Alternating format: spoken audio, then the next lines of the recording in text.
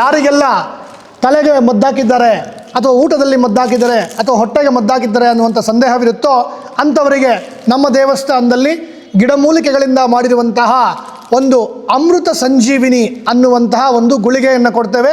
ಈ ಒಂದು ಗುಳಿಗೆಗಳು 30 ದಿನ ಅಂದರೆ 1 ತಿಂಗಳ ಕಾಲ ಬೆಳಗ್ಗೆ ಒಂದು ರಾತ್ರಿ ಒಂದು ನಿಮ್ಮ ಹೊಟ್ಟೆಗೆ ಹಾಕ್ಕೊಳ್ಬೇಕಂದ್ರೆ ಬಾಯಲ್ಲಿ ಹಾಕ್ಕೊಂಡು ನೀರು ಹಾಕ್ಕೊಂಡು ನುಂಗುವಂಥದ್ದು. ಇಷ್ಟೇ ಕೆಲಸ. ಯಾವುದೇ ರೀತಿಯಂಥ ಸೈಡ್ ಎಫೆಕ್ಟ್ ಇಲ್ಲ, ವಾಮಿಟ್ ಆಗೋದಿಲ್ಲ, ಲೂಸ್ ಮೋಷನ್ ಆಗೋದಿಲ್ಲ, ಪಥ್ಯ ಇಲ್ಲ. ಇದರಿಂದ ನಿಮಗೆ ಏನೇನು ಅನುಕೂಲ ಆಗುತ್ತೆ ಅಂದರೆ ತಲೆಯ ಕೂದಲಿಂದ ಕಾಲಿನ ಉಗುರಿನವರೆಗೂ ಇರುವಂತಹ ಸಂಪೂರ್ಣವಾದಂತಹ ತಲೆಯ ಮದ್ದು ಮತ್ತು ಹೊಟ್ಟೆಯಲ್ಲಿ ಹಾಕಿರುವಂಥ ಮದ್ದು ನಾರ್ಮಲ್ ಮೋಷನ್ಸಲ್ಲಿ ಬಂದ್ಬಿಡುತ್ತೆ. ಮತ್ತು ರಕ್ತ ಶುದ್ಧಿ ಆಗುತ್ತೆ, ದೇಹ ಶುದ್ಧಿ ಆಗುತ್ತೆ, ಕೆಮ್ಮು ದಮ್ಮು ಅಸ್ತಮ ಇದ್ದರೂ ಹೋಗುತ್ತೆ, ಮತ್ತು ಡಸ್ಟ್ ಅಲರ್ಜಿ ಹೋಗುತ್ತೆ, ಬ್ರೈನ್ ಆ್ಯಕ್ಟಿವ್ ಆಗುತ್ತೆ, ನಿಮ್ಮ ಒಂದು ಶಕ್ತಿ ಅಭಿವೃದ್ಧಿ ಆಗುತ್ತೆ ದೇಹದಲ್ಲಿ. ಇಷ್ಟೂ ಕೆಲಸ ಮಾಡುತ್ತೆ. ಕೈಮದ್ದು ಹಾಕಬೇಕಂದ್ರೆ ನಾನಾ ಕಾರಣಗಳಿರುತ್ತೆ.